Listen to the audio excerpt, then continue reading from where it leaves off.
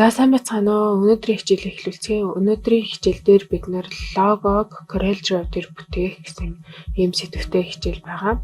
За лого бүтээх үе шат.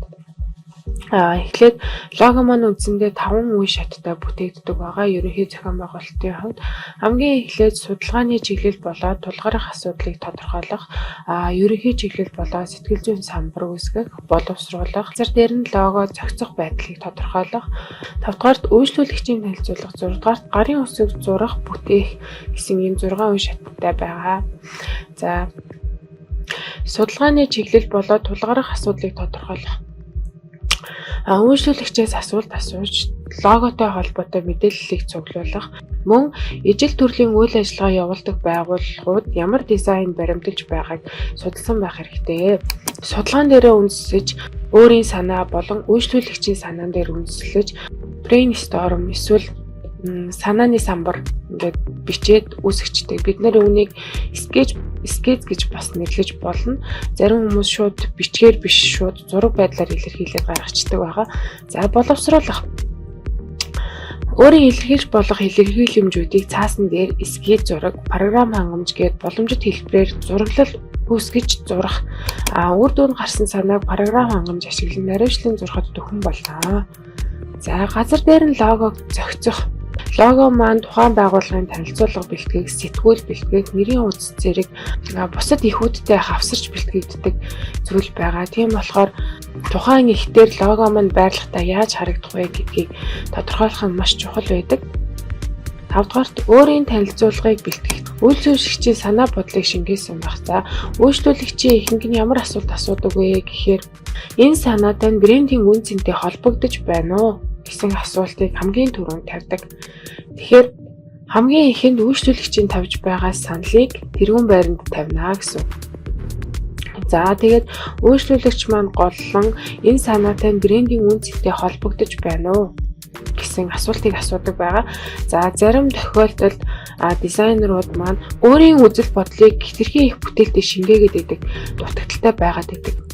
Гэхдээ бид нэр тухайн байгууллага дизайн гаргаж өгч байгаа учраас тухайн байгууллагын загвар дизайн болоод хүсэж байгаа хүсэмжийг илүү мэдрэх ёстой гэсэн үг байгаа. Зөвхөн лого бэлтгэснээр бидний ажил маань дуустдаггүй.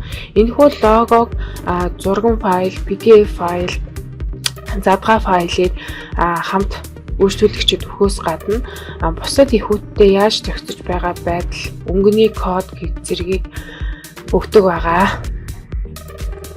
За ингээд үндсэн 6 энэ алхмаас лого маань бүтдэг байх нэ. Би 4 логоны ажил бэлдсэн байгаа. За ингээд хэдүүлээ хичээл рүү орцгоё. За өнөөдөр та бүхэндээ би энэ 4 төрлийн лого хийж үзүүлнэ. Эхнийх нь болохоор гараар зурсан скетчэн дээр лого бүтээх. Хоёр дахь нь эффект бүхий лого бүтээх, өнгө өгөх. Гурав дахь нь болохоор хэрчилт хийх, мөн лого бүтээх, үнийг зохицуулах. Дөрөвдөг нь болохоор смарт фил tool ашиглаж лого бүтээх гэсэн ийм 4 арга байгаа. За эхнийхээ нь скетч ашиглаж лого бүтээх гэсэн ийм юм байгаа. За энэ скетчтэй ажиллахаас өмнө давхаргаа төгжиж өгнө. Ард талд нь энэ төгжээний төвчлөр байгаа. За дараа нь Toyota-ны лого бол ерөнхийдөө их амархан бүтэцтэй лого байгаа. За эхлээд гаднах давхаргаа зурж өгье.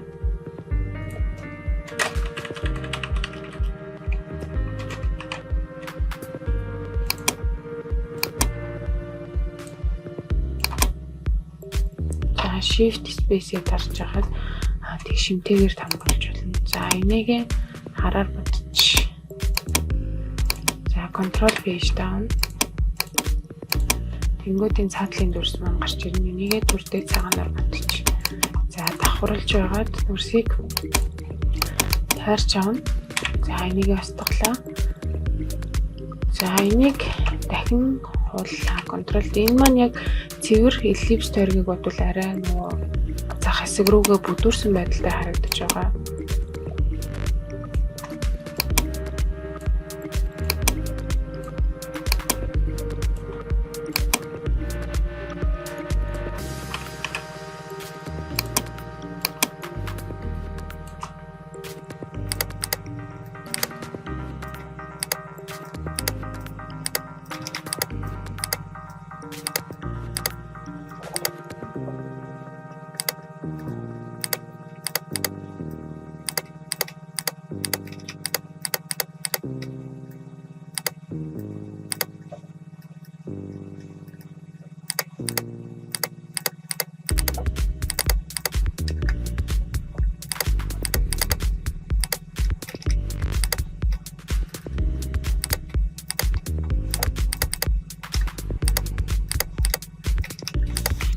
Ингээд ерөнхий лого маань бүтчихэж байгаа. За ингээд текстээ бүтээцгээе.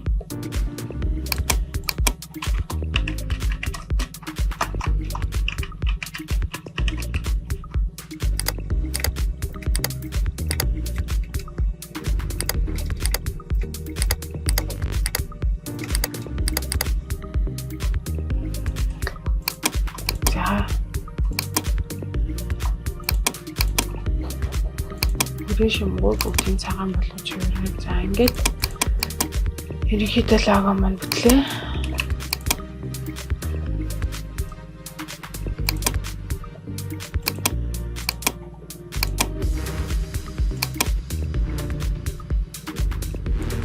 За хамгийн энгийн аргаар лого бүтээх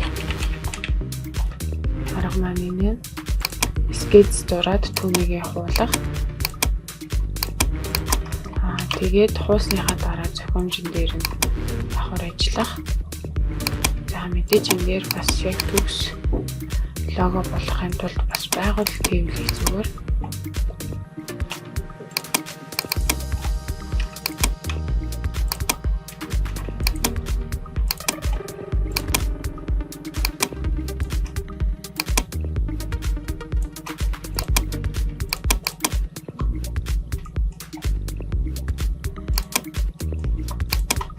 Контролоо дарлаа. Shape tool-ийг төвчүүллээ.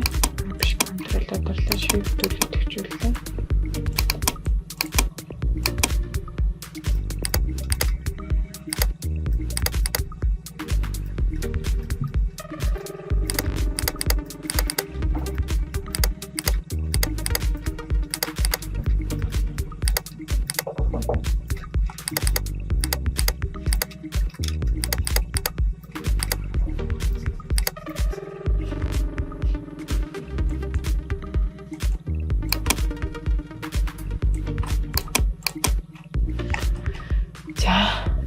Иймэрхүү энгийн арга байдаг байна.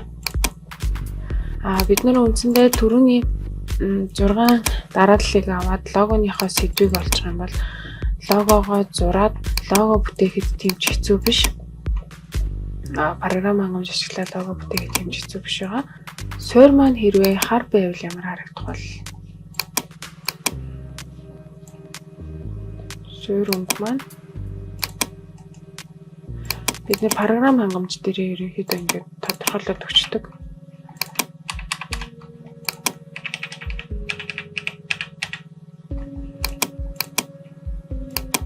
За энэ хар суурин дээр ингэж харагдана.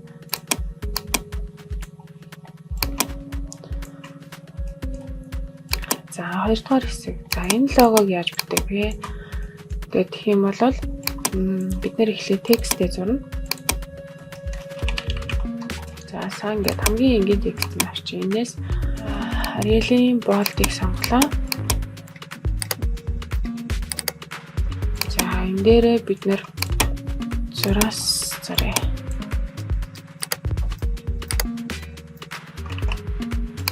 Shift-ээ зарж байгаа тарж байгаа зураасаа арай уртхан шиг сонгоч. Тэгэнгүүтээ зураасны маань өнгө мэдээж цагаан өнгөтэй байна. Цагаан өнгөтэй 2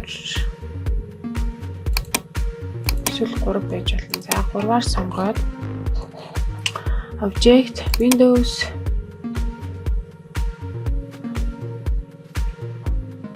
Dockers, Transform гэдэг зэсийг бид нэр сонгож аав. За энэ зэсэн дээрээ болохоор Rotation tool-ийг сонгоно. За Rotation tool дээр бид нэр энэ тойрог маань нийт 360 градус байгаа. 360 градус бид нэр 10 градусын налуутайгаар 36 ширхэг юуд хий. Зураас үүсгэе. 36. Гэхдээ төв нь энэ хажуу талтай төвтэй. Одоо энд харагдаж байгаа 9 квадрат бол энд үндсэн ажлын хавтан дээр харагдаж байгаа юуны төв байгаа. За төв нь эндээс төвтэй 36 ширхэг зураас одоо үүсгэх.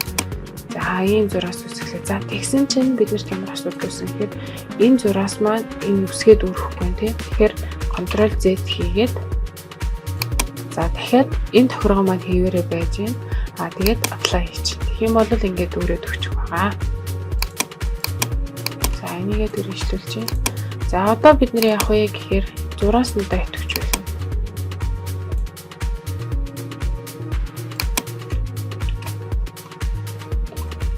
Object is 2 тексттэй хасаад өгчий. Ингээд Ctrl G болгочих. Ctrl group гээд за энийгээ object power clip to place inside frame гээд ингээд байрлуулчихна. За ингэнгүүт бид нэр дөрөвгийн хичээл дээр үзсэнчлэн энэ зураасан дээр ямар нэг өөрчлөлт оруулах гэх юм бол ороод Ctrl-о дараад энэ дээр дарчихна. За энэ зураасыг би улаан өнгөтэй болгочих. Энэ зураасыг би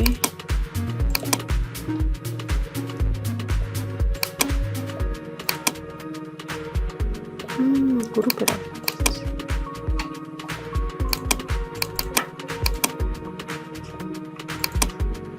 за энэ зураасыг би улаан өнгөтэй болгоно.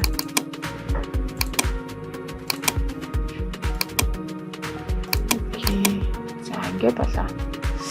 За тэнгуүтээ энэ дээрээ бид нар засвар хийж дуслаа гэх юм бол finish хэсгийг дараад одоо sun гэсэн хэсэг дээрээ текст дээрээ өөрчлөлтгий.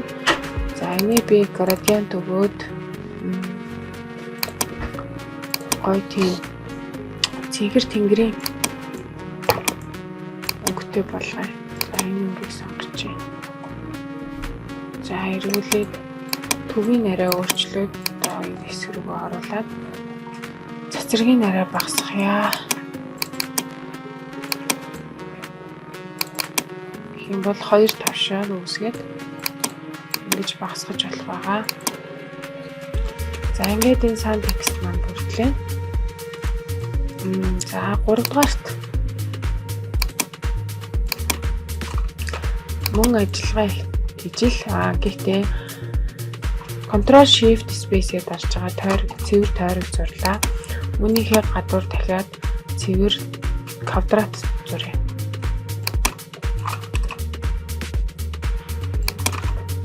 Ctrl Shift Space-ийг дарж байгаа квадрат зурлаа. За квадрат зурхтаа бид нэр одоо Есүс үгүйсэх гэж байгаа юм аа. За Есүс үгүйсэхийн тулд бид нэр яаж явах вэ? Энэ маань ингээд дүрс маань итгэвчгүй байгаа шүү дээ. Энийг бид нэр object convert to curve гэж curve болгох юм байна. Тэгэх юм бол бид энийг итгэвчүүлэх боломжтой болно. За энэ дээрээ нэг дарахад хар цэг үүснэ, 2 товшгож шин цэг үүснэ, ингээд 3 цэг үүсгэж. За энэ доор нь бас дахиад 3 цэг. За энийгээ дотгошоож ирлээ. Энийгээ бас параллелаар дотгошоож ирлээ. За одоо энийгээ маус хоёроо дарж байгаад to curve гэж шилжүүлж байна. Тэгэх юм бол ийм curve хэлбэртэй болно.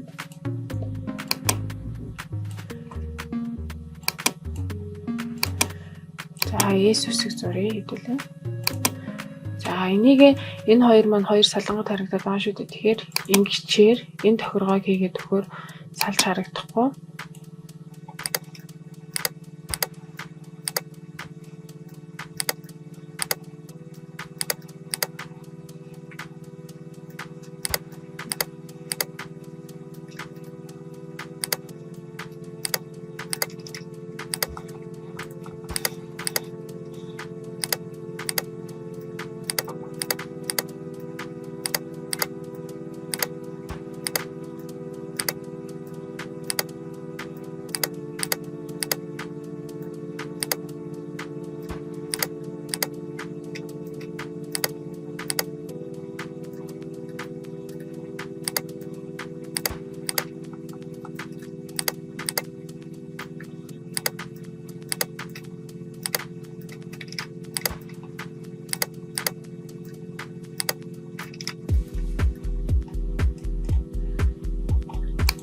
Гэт үндсэн дүрс маань үслээ бид нар шаардлагатай байгаа.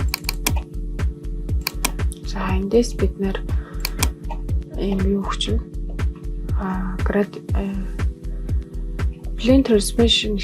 blend transition хэсгээс энэ тойрог хэлбэрийг сонгоод энэ гаднах хар өнгийг нь 50% хар өнг болгож өгөөд арай цайвар үсгийг үүсгэж өгөх байгаа. За окей дарлаа.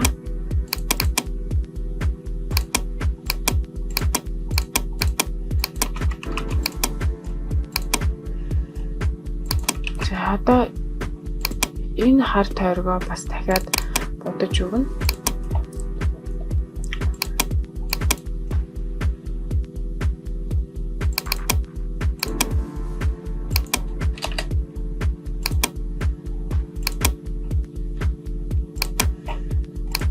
Энийг төвчүүлж байгаад object publicly place inside гэдэг энэ тохиргоог хийж өглөө. За одоо дотортолд нь хэдүүлээ энэ сүүдрийг хийж өгье. За энийг контрол дарж байгаа дээрэнд харахаар төвчих байгаа. За Bezier төлөөр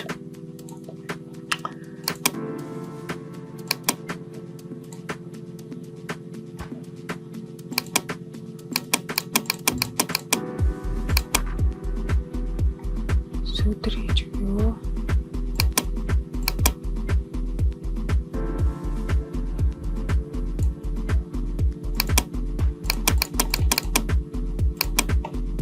За энэ хоёрыг гадуурн зураасгүй болгоод хоёулын нэвтгүүлж байгаа. Гадуурн зураасгүй болгоод үндсэн дүрсийн хар өнгөөр энийг бас 50% харанг үсэг 60% харанг болгоод энийг 100% харанг болгож өгье.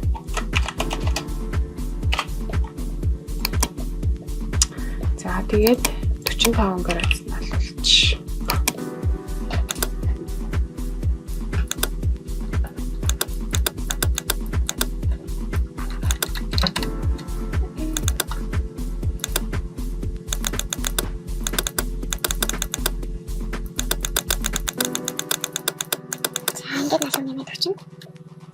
За хоёулынгийн нэвтгүүлж байгаад control page down.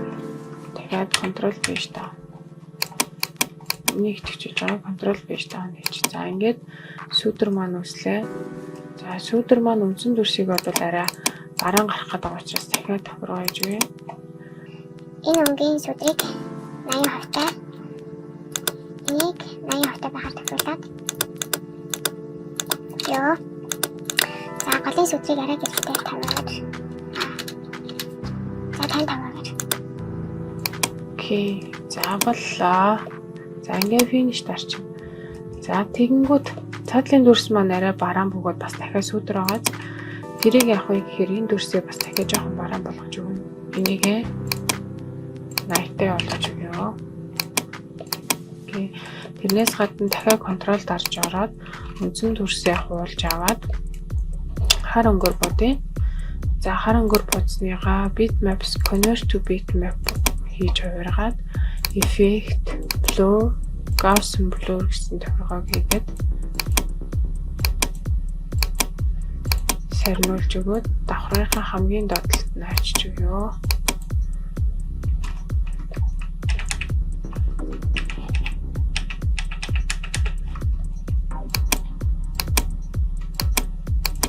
За ингэснээр сүүдэр маань төгс харагдана. За одоо текст нэр ажиллая. Энэ маань харж хүрээгүй.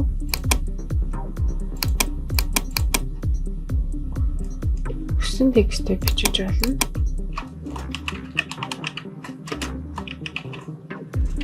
Миний хувьд стил LSC гэсэн текстийг сонгосон байна. Үсгийн фонтны хувьд гэх юм бол Mac RCS гэдэг фонт сонгосон. Интернетээс татаж авсан байгаа. Mac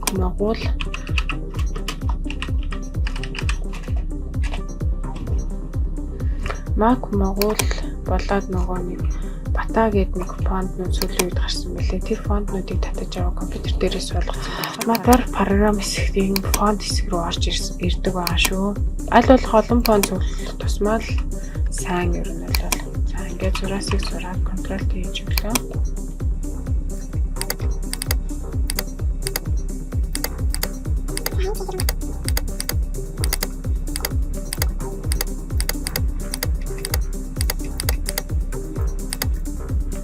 Моuse хоёроо дараад to front of layer гэдэг нөгөө давхаргуудын хамгийн ихэнд авчрах гэдэг. За энэ дээр яаж ажиллах вэ гэхээр LSE гэсэн бичгийг жижигрүүлээ. Нэгээ тавтай болгочих. Яг тэгэхээр үндсэн нэр маань биш учраас за стил гэдэг үгийг хамруулъя. За зохиомжийн хувьд юуны артлыг өгчээ. За gradient нэмж өгч болно. Нэмэхгүй байсан ч болно. Та нарын өөрсдөө чинь сонголт. Би энэ дээр болохоор цэнхэр өнгийг сонгосон байгаа.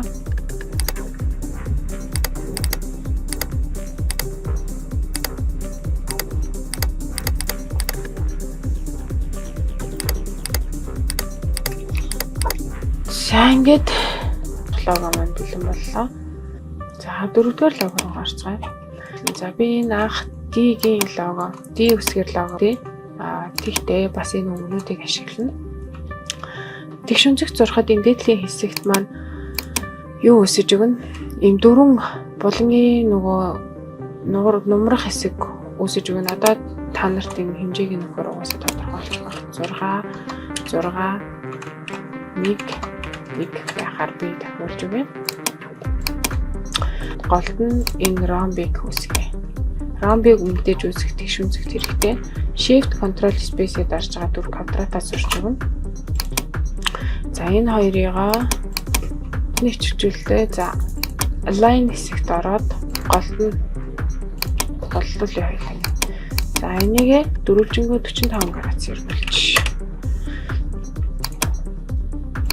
За ингээд 45 градус иргүүлээд одоо пен төлөөрөө юу зурж өгнө. За пен төлөөрөө энэ зураасыг зурж өгөхдөө тэр ромбны дээдлийн үнцгтэй огтлцуулбал их зүгээр. За дараагийнхын эндээс эхлүүлье.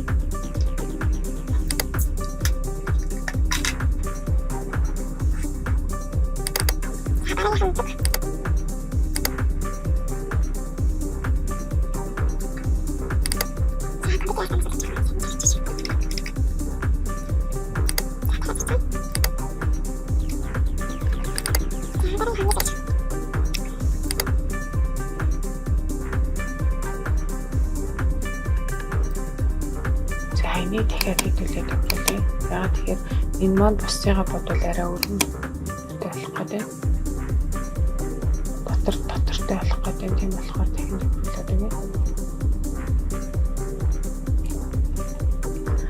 За томруулаад татаад энэ хэсгүүд маш сайн огтлцсон байгаа хэсгийг маш сайн харах хэрэгтэй. Дараа нь будагт биднэрт ерөнхийдөө энэ хэсгүүд маань хэрэг болохгүй. За ингээд smart fill-ийг ашиглая. Smart fill. За smart fill-ээр за дурын ямар ч өнгийг сонгож болно. Шар. Нөгөө ч юм уу. Ой.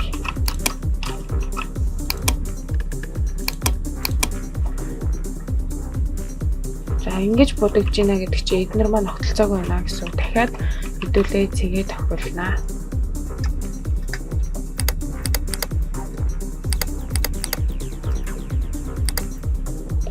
Дээр дахин smart fill-ээр бодолт хийж өгье. За одоо болж байна тийм үү? Энэ зураас маань одоо багш хэрэггүй байгаа.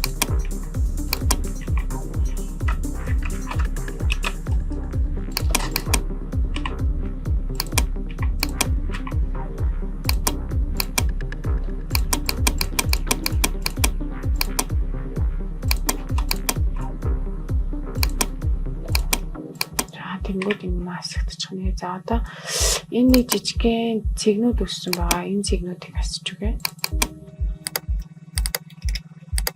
За гэж засварлаад өгчнө.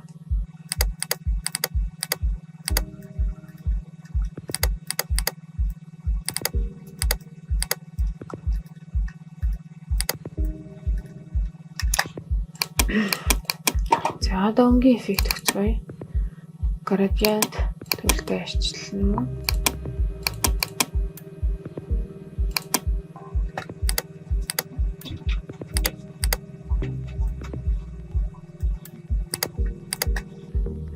Нэг ногооноор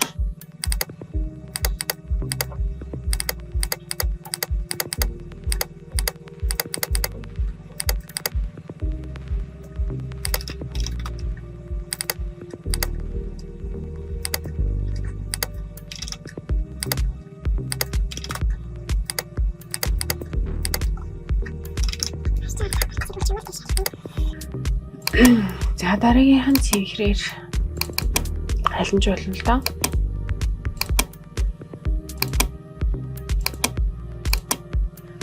Энэ бэлэн цэвэр, энэ цэвэрийг ашиглаж өгье. Энэ цэвэр өөрийн гоёнгоо. За мөн 215 градус зэрэгүүлж. Тэгэхээр энэ болохоор улаан өнгийг сонгож өгцгөөе. Хажууд мөн улаан өнгийг сонгоё. За ингээд окей. За энэ хүрээнүүдийг устгая. За ингээд лого маань бэлэн боллоо. Өмнөх логоход л арай том голтой болчих. За ингээд та нар өөрсдийнхөө энэ бүтээлч логог үсгэж болох нэ. За анхаарал хандуулсанд баярлалаа. Хичээлүүдэд автаж хийгээд логоны талаар илүү судлаад дараагийн хичээлээрээ уулзцгаая.